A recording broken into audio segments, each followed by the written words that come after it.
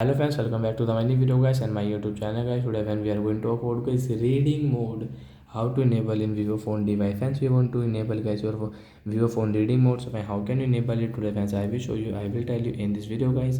So before starting video friends, first of all go and subscribe the channel guys, click the bell icon, like the video friends. And now let's see how can we enable guys our vivo phone reading mode setting. Friends, we will on our phone setting guys. After on phone setting guys, you can see this type of settings. So how to enable it, hence you don't know. So guys, you can enable from guys your display and brightness setting. Tap on display and brightness and guys click on this eyes protection mode and reading mode guys, they both are same. So guys, we can enable from here. After enable guys, skin color will change. And once you can see guys your reading mode schedule option guys, you can schedule time from here, start time and end time guys, you can set from here.